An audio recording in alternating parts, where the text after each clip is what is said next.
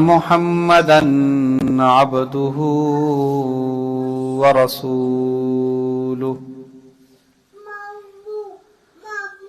إن الله وملائكته يصلون على النبي يا أيها الذين آمنوا صلوا عليه وسلموا تسليما اللهم صل على محمد وعلى آل محمد كما صليت على إبراهيم وعلى آل إبراهيم إنك حميد مجيد اللهم بارك على محمد وعلى آل محمد كما باركت على إبراهيم وعلى آل إبراهيم إنك حميد مجيد رب اشرح لي صدري ويسر لي أمري واحلل عقدة من لساني يفقه قولي واجعل لي وزيرا من أهلي رب لا تذرني فردا وأنت خير الوارثين اللهم إنا نسألك علما نافعا ورزقا طيبا وعملا متقبلا أما بعد فأعوذ بالله السميع العليم من الشيطان الرجيم بسم الله الرحمن الرحيم يا أيها الذين آمنوا اتقوا الله حق تقاته ولا تموتن إلا وأنتم مسلمون يا أيها الناس اتقوا ربكم الذي خلقكم من نفس واحدة وخلق منها زوجها وبث منهما رجالا كثيرا ونساء واتقوا الله الذي تساءلون به والأرحام إن الله كان عليكم رقيبا يا أيها الذين آمنوا اتقوا الله وقولوا قولا سديدا يصلح لكم أعمالكم ويغفر لكم ذنوبكم ومن يطع الله ورسوله فقد فاز فوزا عظيما أما بعد فإن خير الحديث كتاب الله وخير الهدي هدي محمد صلى الله عليه وآله وسلم وشر الأمور محدثاتها وكل محدثة بدعة وكل بدعة ضلالة وكل ضلالة في النار قال الله تعالى في القرآن المجيد والفرقان الحميد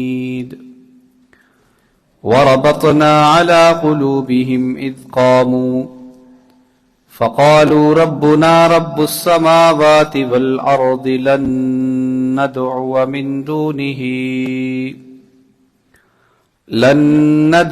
من دونه إلها لقد قلنا إذا شططا یا الہی جب تک میرے جسم میں جان رہے میری یہ تمنا ہے کہ میرے لب پہ تیرا قرآن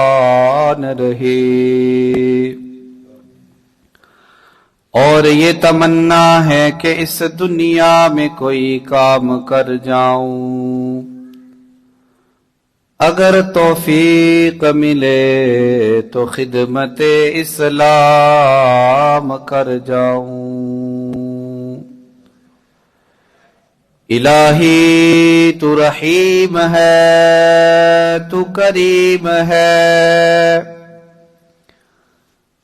تیری ذات مولا سب سے عظیم ہے۔ تو کرم اپنا عطا مولا، تو کرم اپنا عطا مولا، تیرے کرم پہ ہم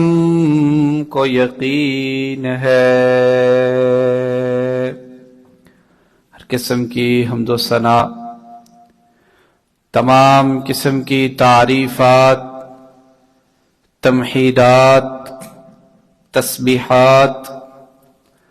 اللہ وحدہ لا شریک کی بابرکت ذات کے لیے خاص اور مختص ہیں، جو کل کائنات کا خالق، مالک،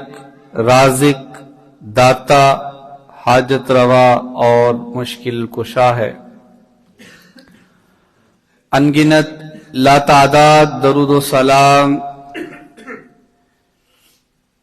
اس ہستی مقدس و مطہر و مشرف و مکرم پر، جن کا نام نامی اسم گرامی حضرت محمد صلی اللہ علیہ وآلہ وسلم ہے۔ حمد و ثنا اور درود و سلام کے بعد رحمت اور بخشش کی دعا آل رسول، اہل بیت، اصحاب رسول رضوان اللہ علیہم اجمعین،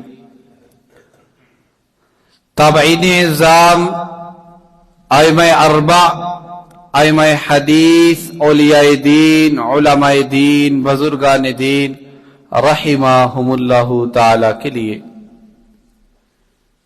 اور دعا ہے کہ اللہ جل جلالہ میری اور آپ سب احباب کی جمعۃ المبارک کی حاضری اپنی بارگاہ میں قبول و منظور فرما لے۔ میرے سنانے کے بعد، آپ احباب کے سننے کے بعد اللہ مجھے اور آپ کو عمل کی توفیق عطا فرمائے۔ دعا ہے جو بیمار ہیں اللہ تعالیٰ انہیں اپنی رحمت سے شفا عطا فرمائے، جو پریشان حال ہیں اللہ ان کی پریشانیوں کو دور فرمائے، جو بے روزگار ہے اللہ تعالیٰ انہیں حلال رزق عطا فرمائے۔ الہی ہم سب گناہگار، خطاکار، سیاکار ہے، اپنی رحمت، اپنے فضل، اپنے کرم کے ساتھ ہم سب کے صغیرہ و کبیرہ گناہوں کو معاف فرما۔ واجب الاحترام بزرگوں، دوستوں، بھائیوں، نوجوان ساتھیوں، نہایت ہی ادب و احترام کے لائق اسلامی روحانی ماں اور بہنوں، جب ہم اپنا کوئی مکان وغیرہ بناتے ہیں، کوئی بھی عمارت ہم نے تعمیر کرنی ہے، تو ہم سب یہ کوشش کرتے ہیں کہ اس کی بنیادیں مضبوط ہوں، اور پھر یہ بات بھی ہم جانتے ہیں کہ اگر بنیادیں مضبوط ہوں گی تو عمارت مضبوط ہوگی،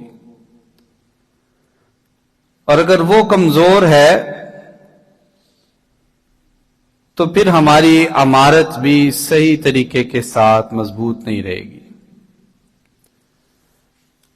تو یہ نوجوان جو اس وقت ہمارے پاس ہیں، یہ ہماری بنیادیں ہیں، اگر ہم نے انہیں مضبوط کیا تو پھر ہماری آنے والی عمارتیں بہت مضبوط ہوں گی، اور اگر ہم نے اپنی ان بنیادوں کا خیال نہ رکھا، ان کی جانچ پڑتال نہ کی، ان کا جائزہ نہ لیا، ان کو اچھی تعلیم نہ دی، ان کی اچھی تربیت نہ کی،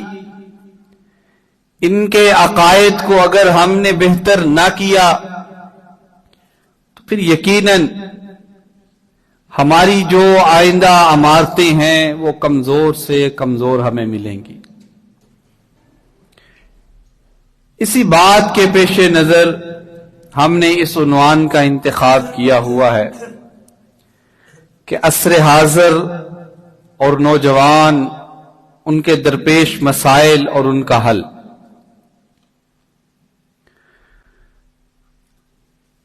دیکھیں، سب سے پہلی چیز یہی ہے کہ ہم اپنے بچوں کو عقائد سکھائیں۔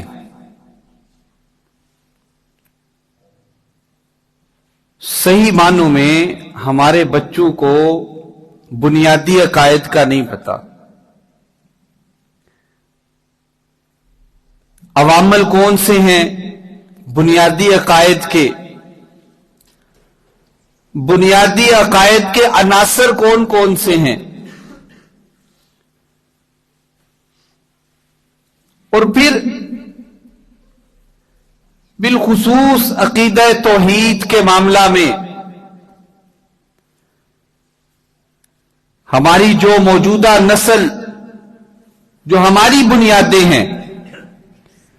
جن کو ہم نے مضبوط کرنا ہے، وہ اس معاملے میں بہت کمزور ہیں۔ ہمیں تو معلوم ہے نا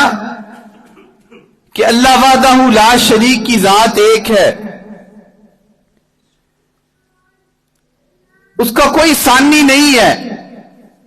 نہ اس کی کوئی اولاد ہے، نہ وہ خود کسی کا بیٹا ہے نہ بیٹی ہے، نہ وہ جنا گیا ہے نہ اس نے کسی کو جنا ہے۔ پھر اس کے ساتھ ساتھ مشکلات کا حل کیسے ہوتا ہے، آسانیاں کیسے ملتی ہیں، پریشانیوں کی نجات کس میں ہے، بیماریوں کا حل کیا ہے۔ پھر اسی طرح جو نوجوانوں کا مین مسئلہ ہے کہ ان کی معیشت بہتر ہو، ان کا مستقبل روشن ہو، اس معاملے میں کالجوں اور یونیورسٹیوں میں پڑھنے والے بچے، انہوں نے اپنے اپنے معبود بنائے ہوئے ہیں۔ آج میرا یہ پیپر ہے، آج میں نے اس کا ٹیسٹ دینا ہے، آج میں اس کے پاس جاؤں گا، اس کے پاس جانے سے میرے نمبر اچھے آ جائیں گے، میرا گریڈ بہتر ہو جائے گا۔ پھر اللہ کے علاوہ میں ایسی نظروں کو مانوں گا،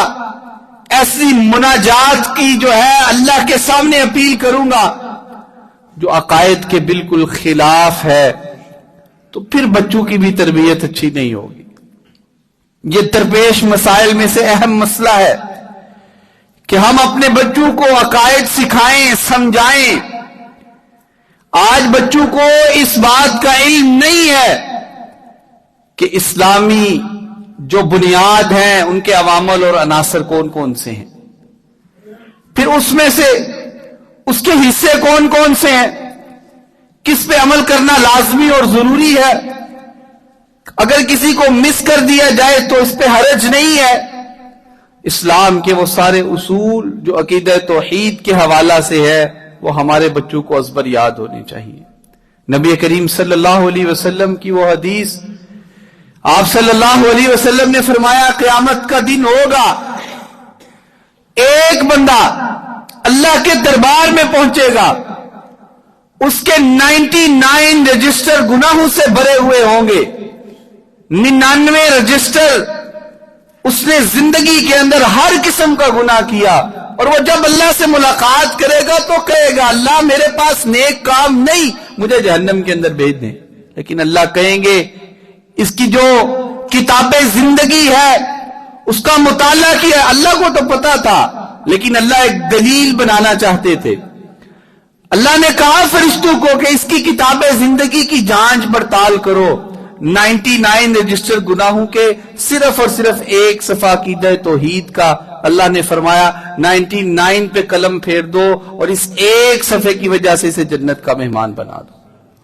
تو پھر اگر ہمارے بچوں کی یہ بنیاد عقیدہ توحید کی مضبوط ہو جائے گی تو پھر جان لیجئے باقی جتنے مسائل ہیں وہ بچوں کے آسانی سے حل ہو جائے گی۔ بچوں کو مقصد زندگی کا بھی پتہ چل جائے گا، بچوں کا کیریئر بھی بہتر ہو جائے گا،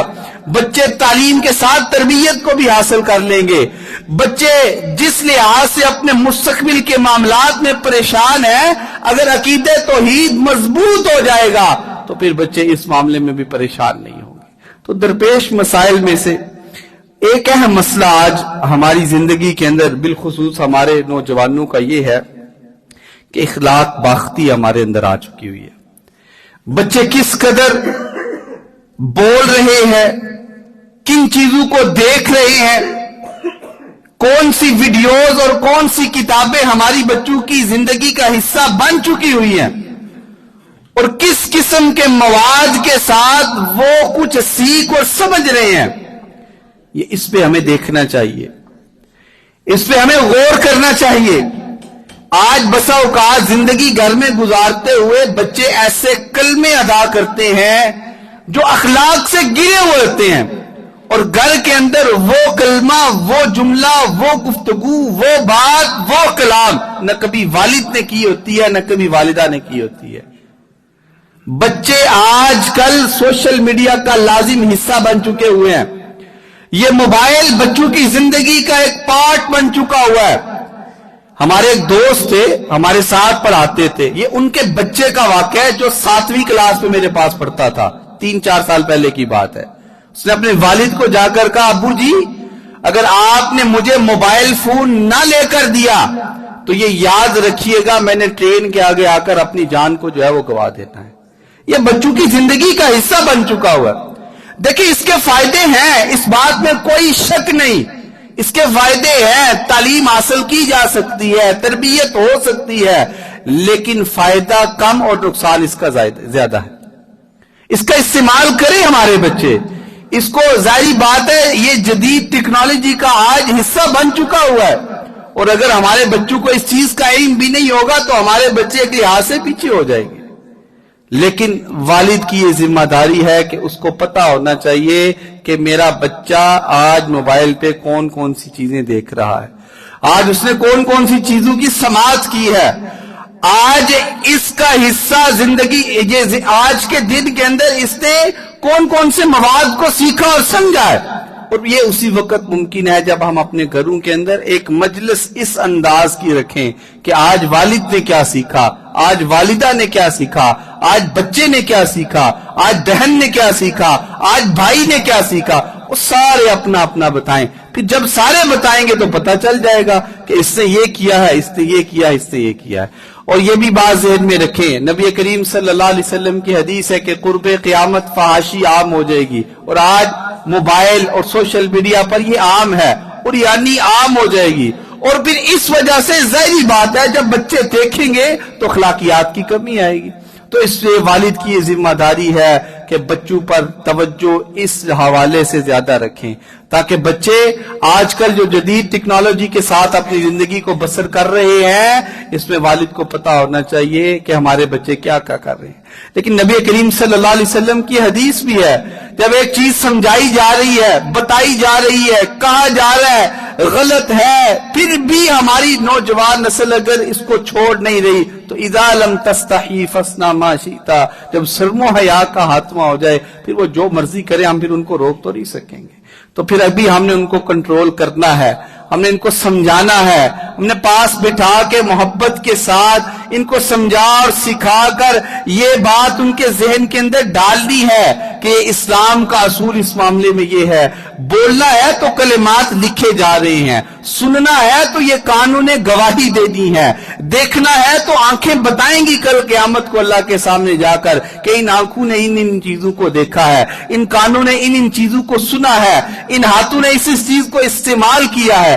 اس زبان نے یہ جملہ اور یہ کلمہ کہا ہے۔ تو پھر جب ہم اپنے بچوں کو یہ چیزیں بتائیں گے تو یقیناً ہمارے بچے اچھی چیز کی طرف آئیں گے۔ تو پھر اس میں سب سے مین کردار والد کا ہے۔ اگر والدی گفتگو اخلاق سے گھری ہوئی کر رہا ہے، اگر والدی الفاظ کا استعمال اس انداز کا کر رہا ہے کہ جس میں بچوں کی تربیت ہونے کی بجائے بچے جو ہیں اخلاق باختہ گفتگو کو سیکھ و سمجھ رہے ہیں، تو پھر نوجوان نسل کی تربیت نہیں ہوگی بلکہ وہ گمراہی کی طرف جائیں گے۔ تو یہ ہماری ذمہ داری ہے، ان کے درپیش مسائل میں سے ایک اہم مسئلہ ہے، اور اس کے حل کے لیے ہم نے مین کردار ادا کرنا ہے کہ ہم ان کی مجلس کو اچھا بنائیں، ان کی جو ان کی ڈیلی روٹین ہے اس پہ ہماری جب توجہ اور نظر ہوگی، یقیناً پھر ہمارے بچے بہتر اور عمدہ ہوں گے۔ پھر اسی طرح اعتدال میں توازن کا فقدان ہے۔ آج بچے کا جو نظریہ بن جاتا ہے، بچہ اس پہ جم جاتا ہے اور پھر اس کو ہٹانا بڑا مشکل ہو جاتا ہے۔ مثال کے طور پر عقائد کے معاملے میں یا کوئی نظریہ کسی قسم کا بھی ہے، سیاست کا لے لیں، مذہب کا لے لیں، ایک بچے کا جو ذہن بن جاتا ہے پھر اس بچے کو ادھر سے ہٹانا بہت مشکل ہو جاتا ہے۔ تو پھر ہم اگر بچے کو اعتدال سکھائیں گے، اسلام میں اسی چیز کا درس دیا ہوا ہے، وہ عبادت ہو، وہ آپ نے وضو کرنا ہے تو اعتدال کے ساتھ، نماز پڑھنی ہے اعتدال کے ساتھ، گفتگو کرنی ہے اعتدال کے ساتھ، بولنا ہے اعتدال کے ساتھ۔ اعتدال انصاف کو کہا جاتا ہے، ہر معاملے میں برابری کے ساتھ پیش آنا۔ ایک بندہ عبادت کر رہا ہے، وہ قیام ہی 2 گھنٹے کا کر رہا ہے تو اعتدال نہیں ہے، سجدہ کر رہا ہے تو 2 گھنٹے کا اس کا سجدہ ہو رہا ہے۔ دیکھیں اللہ تعالیٰ ٹھیک ہے اگر ایک بندہ لمبا سجدہ کر رہا ہے وہ بہت اچھی بات ہے، لیکن اس معاملے کے اندر بھی اسلام نے اعتدال کا حکم دیا۔ وضو کرنا ہے جب ہم نے، اسلام کا حکم جس انداز کا ہے کہ وضو کے لیے ہاتھوں کو دھوئیں، اب ایک بندہ بار بار ہاتھوں کو ہی دھوتا جا رہا ہے، کلی بار بار کر رہا ہے، بار بار ناک میں پانی ڈال رہا ہے، بازو کو دھونا ہے تو بار بار دھو رہا ہے، تو اعتدال سے ہٹ رہا ہے۔ پھر نبی کریم صلی اللہ علیہ وسلم کی وہ حدیث، وہ مثال اعتدال کے حوالے سے ہمارے لیے مشعل راہ ہے۔ نبی کریم صلی اللہ علیہ وسلم گھر میں نہیں تھے، صحابہ کی جماعت نبی کریم صلی اللہ علیہ وسلم کے گھر آئی، ماں جی عائشہ صدیقہ رضی اللہ تعالیٰ عنہا سے پوچھا کہ آپ صلی اللہ علیہ وسلم کتنی عبادت کرتے ہیں، آپ صلی اللہ علیہ وسلم روزے کس انداز کے رکھتے ہیں، آپ صلی اللہ علیہ وسلم کی معاملات زندگی کس انداز کی ہے۔ تو جب حضرت عائشہ نے بتایا تو سن کر حیران ہو گئے، ہم تو کچھ کر ہی نہیں رہے۔ پھر ایک نے کہا کہ میں ساری رات قیام کروں گا، میں روزہ رکھوں گا ہمیشہ، میں شادی نہیں کروں گا، میں اپنی زندگی کو تنہائیوں کے اندر گزاروں گا۔ تو جب آپ صلی اللہ علیہ وسلم کو پتا چلا، آپ نے بھلایا اور کہا کہ میں رات کو قیام بھی کرتا ہوں، یہ اعتدال ہے، میں رات کو قیام بھی کرتا ہوں اور رات کو سوتا بھی ہوں، میں روزے بھی رکھتا ہوں، روزے افطار بھی کرتا ہوں، اور میں نے نکاح کیا بھی ہوا ہے اور میں اسی کے ساتھ اپنی زندگی کو بسر کر رہا ہوں۔ جب ہمارے بچوں کا کوئی نظریہ بن جاتا ہے تو پھر اس میں ان کو ہٹانے کے لیے ہمیں بہت زیادہ جدوجہد اور محنت کی ضرورت ہوتی ہے۔ تو اس لیے ہم نے خود بھی جب گھر کے اندر کوئی فیصلہ کرنا ہے، باپ جی جو ہے وہ کسی فیصلے پہ جم گئے ہیں تو اس میں نرمی ان کے اندر آتی نہیں ہے، تو پھر بچہ اعتدال کو نہیں سیکھ سکتا ہے۔ تو اس لیے ہم نے خود سب سے پہلے اپنی اصلاح کرنی ہے کہ ہم گفتگو اس انداز کی کریں کہ جس کے اندر اعتدال موجود ہو، جس کے اندر گفتگو سیاست کے معاملے میں ہو، مذہب کے معاملے میں ہو، عبادت کے معاملے میں ہو، یا دیگر جو ہماری زندگی ہے معاشرتی یا ہماری آئلی زندگی ہے اس کے اندر بھی اعتدال ہوگا تو ہم کامیاب ہوں گے۔ اس کا فقدان ہے آج، مذہب کے اعتبار سے بھی، سیاست کے اعتبار سے بھی، معاملات کے اعتبار سے بھی، اور اس کا فقدان اگر ہمیشہ رہا تو ہم پھر اصلاح کے رستے سے ہٹ جائیں گے۔ سختی سے اسلام نے منع کیا ہوا ہے اور سختی پر جم جانے سے بھی اسلام نے منع کیا ہوا ہے۔ نبی کریم صلی اللہ علیہ وسلم مدینہ سے نکلے تھے، آپ صلی اللہ علیہ وسلم کا ارادہ تھا آپ مکہ میں جائیں، اللہ کے گھر کو دیکھیں، وہاں پہ آپ عمرہ کریں، لیکن آپ صلی اللہ علیہ وسلم کو روک لیا گیا اور آپ صلی اللہ علیہ وسلم نے وہاں پہ اعتدال کیا، آپ نے گفتگو کی، اور وہ میثاق مدینہ اور نبی کریم صلی اللہ علیہ وسلم نے جو عہد کیا پھر آپ صلی اللہ علیہ وسلم اس پر قائم ہو گئے۔ پھر کفار کی طرف سے عہد شکنیاں ہوئیں، آپ صلی اللہ علیہ وسلم ہمیشہ اس پر قائم اور دائم رہے تھے۔ تو اعتدال اسلام ہمیں سکھاتا ہے ہر معاملے کے اندر۔ تو پھر ہمارے بچے جب اس حوالے سے اس کے قریب آ جائیں گے تو یقیناً پھر ان کی تربیت بھی اچھے انداز کی ہوگی. اگر بچوں کے اندر سختی ہے، کسی وہ موقف پر جم رہے ہیں اور سختی کر رہے ہیں، تو ہمیں اس پہ غور کرنا ہے اور ہم نے ان کو سکھانا اور سمجھانا ہے کہ اسلام کا یہ میسج اور اسلام کا یہ پیغام نہیں، یہ ہماری تربیت کو خراب کر دے گا، یہ ہماری معاشرتی زندگی کو خراب کر دے گا، یہ ہماری آئلی زندگی کو خراب کر دے گا، یہ ہماری عبادت کو بھی خراب کر دے گا. عبادت ہو، زندگی ہو، معاملات ہوں، وہاں پہ اسلام نے اعتدال کا حکم ہی دیا ہوا ہے اور اسی کے مطابق اپنی زندگی کو گزارنا چاہیے اور اسی میں بہتری ہے. پھر اسی طرح ہمارے بچوں کی بری صحبت ہے. بری صحبت یہ ہماری اچھی کی ہوئی تربیت کو بھی خراب کر دیتے ہیں. اور نبی کریم صلی اللہ علیہ وسلم کی حدیث مبارکہ آپ نے مثال دے کر سمجھایا اور امت کو یہ پیغام دے دیا کہ آپ بڑے ہیں یا چھوٹے ہیں، آپ نوجوان ہیں یا آپ بزرگ ہیں، آپ عمر کے جس حصے میں بھی ہیں، اگر آپ نے اپنی صحبت کو برا کر لیا تو آپ سمجھ لیجئے گا کہ وقت آنے کے ساتھ وہ برائی آپ کے اندر بھی آ جائے گی. آج ہم معاشرے کے اندر دیکھتے ہیں فزکس، کیمسٹری اور بایو پڑھانے والے جنہیں پتا ہے کہ سگریٹ کے نقصانات ہی ہیں، جب ہم ان سے پوچھتے ہیں کہ آپ کیوں پیتے ہیں، اسلام نے تو منع کیا ہے، لیکن ایک جو ہمیں دنیاوی زندگی گزارنے والا بندہ ملتا ہے تو اس سے پوچھیں جس کے پاس اس چیز کا علم بھی ہوتا ہے کہ یہ نقصان دہ ہے، یہ میرے اندر کے معاملات کو خراب کر رہا ہے، یہ نقصان دہ ہے، تو پوچھنے پہ یہی جواب ملتا ہے کہ بری مجلس کی وجہ سے میں اس برائی کے کام میں لگ گیا تھا، برے لوگوں کے ساتھ بیٹھنے کی وجہ سے میرے اندر یہ برائی بھی آ گئی. والد صاحب نماز پڑھنے آئے ہوئے ہیں، بچہ کہاں پہ کھڑا ہوا ہے، والد صاحب اذان دے رہے ہیں، والد صاحب مصلی پہ کھڑے ہوئے ہیں، جماعت کروا رہے ہیں، ان کا بیٹا کہاں پہ ہے اس وقت، اس کی مجلس کہاں پہ لگ رہی ہے، اس کی بیٹھک کہاں ہے، وہ کون سے چوک اور چوراہے پہ کھڑا ہوا ہے، اس کا تعلق کون سے لوگوں کے ساتھ ہے، کس طرح کے لوگوں کے ساتھ ہے، یہ والد کو پتا ہونا چاہیے. اگر نہیں ہمیں پتا کہ میرا جوان بچہ ہے، میں خود نماز پڑھتا ہوں، لیکن خود نماز پڑھتے ہوئے میرا بچہ اس وقت میں کہاں پر ہے یا اس کا کن لوگوں کے ساتھ تعلق ہے، تو میرے لیے ایک سوالیہ نشان ہے.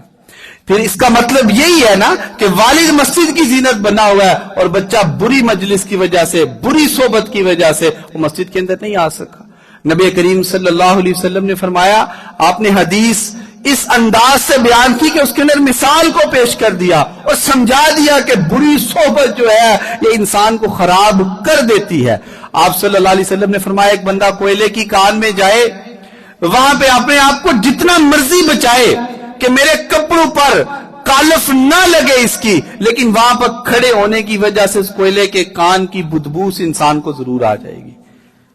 اور پھر اسی طرح ایک انسان خوشبو کی دکان پہ جاتا ہے، عطر کی دکان پہ جاتا ہے، وہاں پہ عطر کو نہ خریدے، نہ لے اپنے لیے، لیکن وہاں پہ جب کھڑا ہوگا تو اس کی خوشبو انسان کو ضرور آئے گی. اب دیکھیں کوئلے کی کان میں آپ جائیں، میں جائیں، بدبو تو ظاہری بات ہے آ جائے گی، اور خوشبو کی دکان پہ میں اور آپ جائیں، ہم نہ بھی خریدیں، وہاں پہ کھڑے ہونے کی وجہ سے مجھے خوشبو ضرور آ جائے گی. یہی اچھی اور بری مجلس ہے. اگر ہمارے بچے بری صحبت میں بیٹھ رہے ہیں تو یاد رکھیے، بے شک بچہ کہہ رہا ہے کہ ابو جی میں اس طرح کا کام نہیں کرتا، میں بس انہاں دے کول بہنا وا، میرا وہ یار ہے، میرا وہ سجن ہے، میرا وہ بیلی ہے، وہ دے نال بہنا میرا بڑا ضروری ہے. یاد رکھیے گا وقت آنے پہ جو معاملات وہ کر رہا ہے وہی اس کے اندر بھی آ جائیں گے. اور اسی طرح ایک اچھی مجلس میں بیٹھ رہا ہے، نماز اس وقت وہ نہ بھی پڑھے، اللہ کا ذکر اس وقت نہ بھی وہ کرے، لیکن نیک لوگوں میں بیٹھنے کی وجہ سے، نیک صحبت کی وجہ سے وقت آئے گا کہ وہ بچہ نماز پڑھنا بھی شروع ہو جائے گا اور اذان دینا بھی شروع ہو جائے گا، اس کے معاملات بھی بہتر ہو جائیں گے، اس کا اخلاق بھی بہتر ہو جائے گا،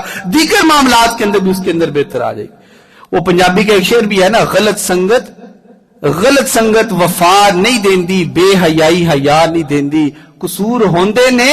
ضرور لوکو ایویں تے قدرت سزا نہیں دیندی. غلط سنگت کبھی وفا نہیں کرے گی ہمارے ساتھ، وہ ہماری نسلوں کو برباد کر دے گی. اور آج ہمارے یہ جو میں نے پہلے جمعے میں بات کی تھی کہ رات 11 بجے ہم واپس آئے اور 3 نوجوان بچے آپ کے اڈے پہ بیٹھ کر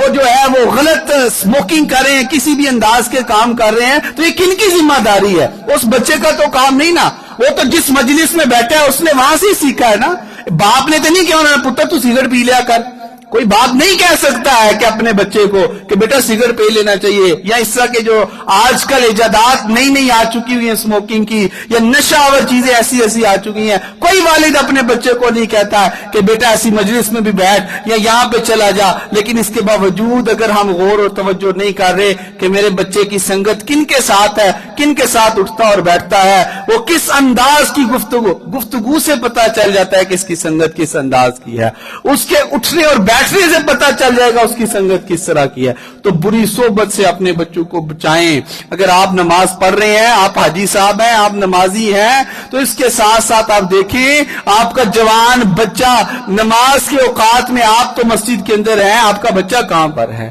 آپ کا نوجوان بچہ نماز کے اوقات میں یا دیگر معاملے، آپ گھر میں چلے گئے عشاء کے بعد، لیکن آپ کا جوان بچہ ابھی تک گھر نہیں آیا، تو آپ کو پتا ہونا چاہیے نا میرا پتر کتنے ہے. اور اگر آپ کو یہی نہیں پتا کہ میرا اپنا بیٹا حقیقی وہ اس وقت کہاں پر ہے، تو پھر یقینی بات ہے بری صحبت کا حصہ بن رہا ہے، اور پھر اس سے اس کی تربیت خراب ہو رہی ہے. تعلیم کے ساتھ تربیت ضروری ہے، اور تربیت کے لیے اچھی مجلس کا ہونا ضروری ہے. آپ ہمارے بچے دیکھیں، تعلیم کے لیے بھی یہ بات ضروری ہے. ہمارا جو نظام، وہ ایک پرانا جو نظام تعلیم ہے وہی آج تک چلتا آ رہا ہے، اور ہمارے بچے آج بھی مسٹر چپس کو یاد کر رہے ہیں، جس کے ساتھ ساتھ ان کی تربیت تو کوئی نہیں ہو رہی. اس کے اندر وہ کن چیزوں کو سیکھ رہے ہیں. کبھی آپ نے پڑھا ہو مسٹر چپس تو آپ کو پتا چلے نا. بچوں سے پوچھیں پتر مسٹر چپس کے اندر کی بیان ہوا ہے، کیڑی کہانی بیان کی جاتی ہے، تو آپ سن کر اور اس کو سن کر آپ حیران ہو جائیں گے. تو پھر اس سے بچے کی تعلیم اور تربیت اچھی نہیں ہو رہی ہے. پھر یہی بات کہی جاتی ہے کہ بچے کو جب تعلیمی ادارے میں بھیجا، ظاہری بات ہے وہ بھی اس کی ایک صحبت ہے،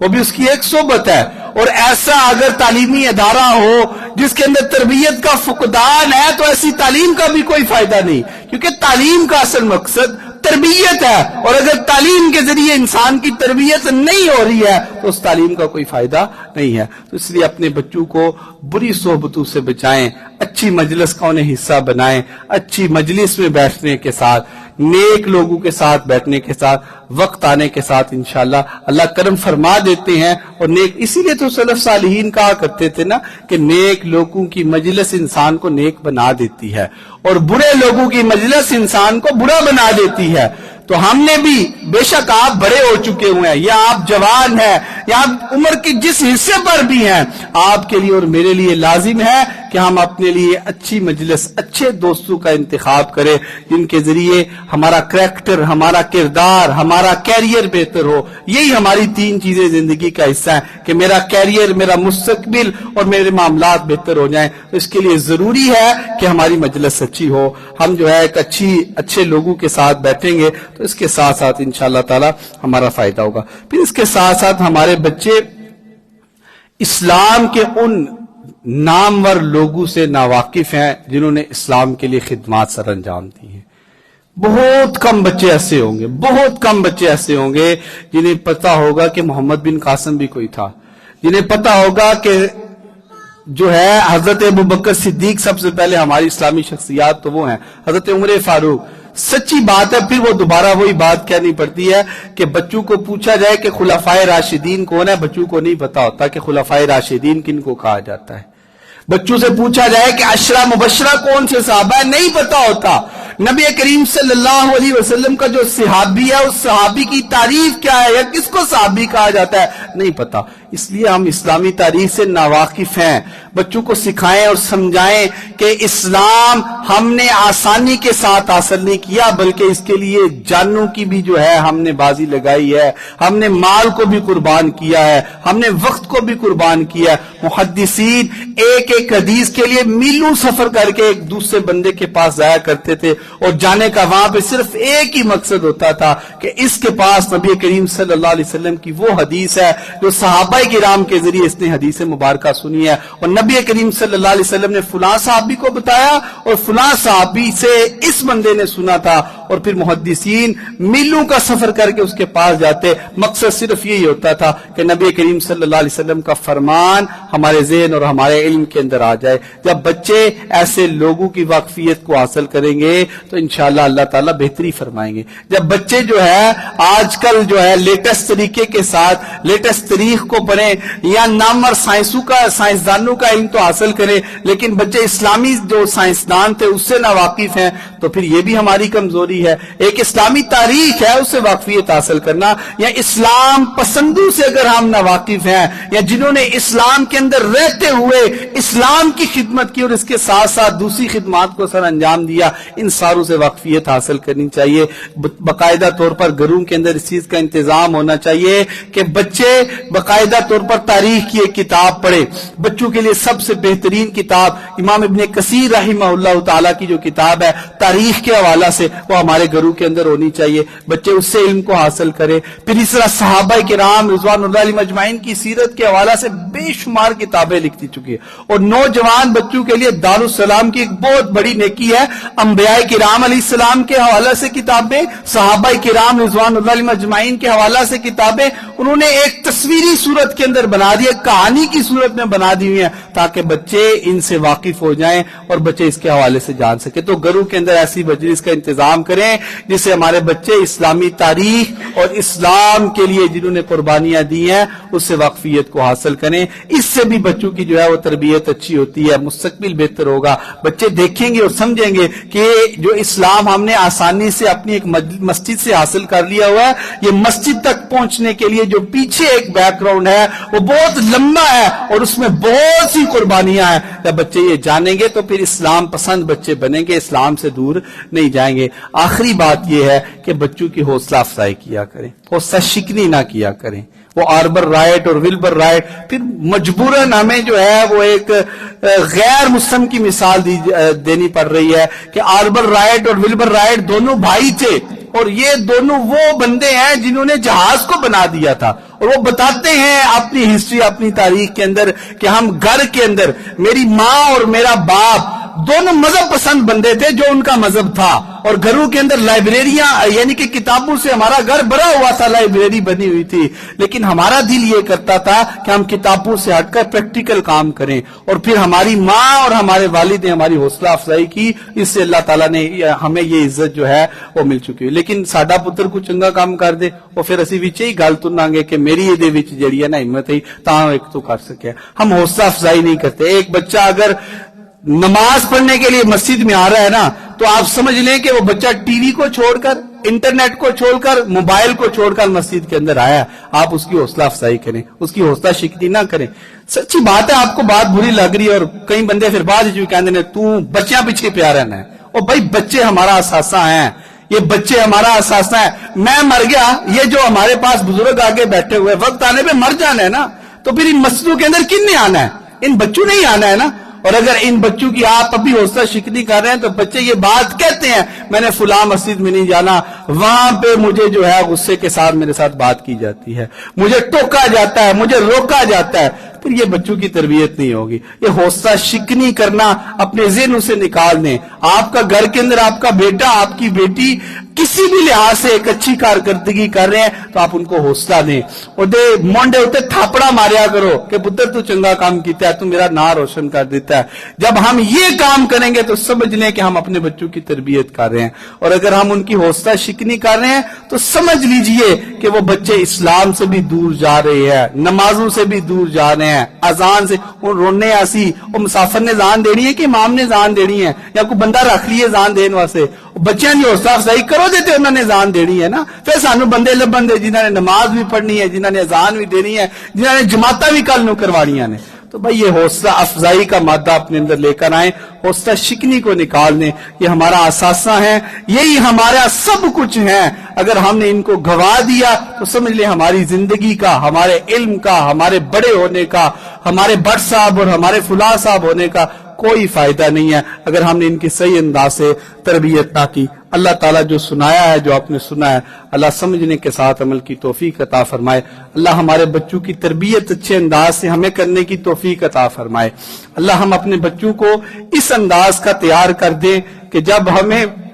ہمارے اپنے عزیز منو مٹی کے نیچے دفن کر دیں تو ہمارا بچہ مسجد میں آ کر ربی جعلنی مقیم الصلاۃ ومن ذریتی ربنا وتقبل دعا ربنا اغفر لی ولوالدی وللمؤمنین یوم یقوم الحساب، یہ دعا پڑھنے والا ہو۔ جب ہم قبر کے اندر چلے جائیں تو بچہ گفتگو کرے تو لوگ یہ کہہ دیں کہ دے پیو نے دی تربیت بڑی اچھی کیتی ہے۔ جب بچہ کسی کے ساتھ پیش آئے ہم اپنے بچے کی تربیت اس انداز کی کر دیں کہ لوگ کہہ دیں کہ واقعتاً پیو نے پیو ہونا حق ادا کر دیتا ہے۔ اللہ تعالیٰ ہمارے بچوں کو سب سے پہلے ہمیں خود ایسا بنائے، پھر ہمارے بچوں کو ایسا بنائے۔ اللہ ہمیں حقیقی طور پر اپنے بچوں کی تربیت کرنے کی توفیق عطا فرمائے۔ اللہ ہمیں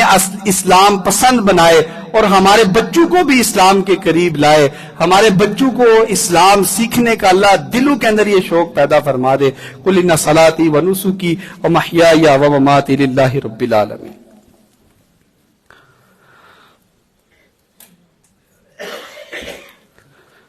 ان الحمد لله نحمده ونستعينه ونستغفره ونؤمن به ونتوكل عليه ونعوذ بالله من شرور انفسنا ومن سيئات اعمالنا من يهده الله فلا مضل له ومن يضلل فلا هادي له واشهد ان لا اله الا الله وحده لا شريك له واشهد ان محمدا عبده ورسوله اللهم صل على محمد وعلى ال محمد كما صليت على ابراهيم وعلى ال ابراهيم انك حميد مجيد اللهم بارك على محمد وعلى ال محمد کما بارکت علی ابراہیم وعلی آل ابراہیم انک حمید مجید۔ بچوں کی اسلامی تربیت اس انداز کی ضرور کریں۔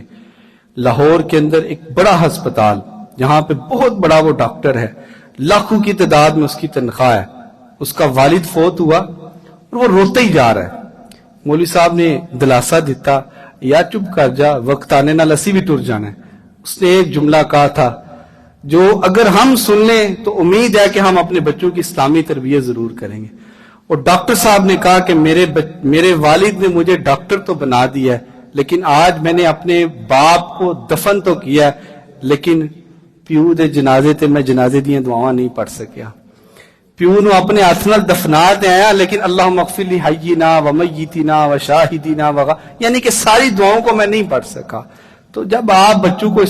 دنیاوی تعلیم دے رہے ہیں تو کم از کم اتنی تعلیم تو دے دینا کہ وہ جانے کے بعد ہمارا حقیقی طور پر صدقہ جاریہ بن جائیں۔ اللہ سمجھنے کے ساتھ عمل کی توفیق عطا فرمائے۔ ربنا ظلمنا انفسنا وان لم تغفر لنا وترحمنا لنكونن من الخاسرین ربنا فاغفر لنا ذنوبنا وکفر عنا سیئاتنا وتوفنا مع الابرار۔ ربنا اس دعا کو پڑھا کریں اپنے بچوں کے لیے، ربنا هب لنا من ازواجنا وذریاتنا قرۃ اعین واجعلنا للمتقین اماما۔ ربنا هب لنا من ازواجنا وذریاتنا قرۃ اعین واجعلنا للمتقین اماما۔ اور جب اپنے لیے یہ مانگنا ہے کہ اللہ مجھے اولاد دے تو ربی هب لی من الصالحین، ربی هب لی من الصالحین، رب لا تذرنی فردا وانت خیر الوارثین۔ اللهم اعز الاسلام والمسلمین واذل الشرك والمشركين ودمر اعداء الدين اللهم انصر الاسلام والمجاهدين في كل مكان اللهم انصر الاسلام والمجاهدين في فلسطين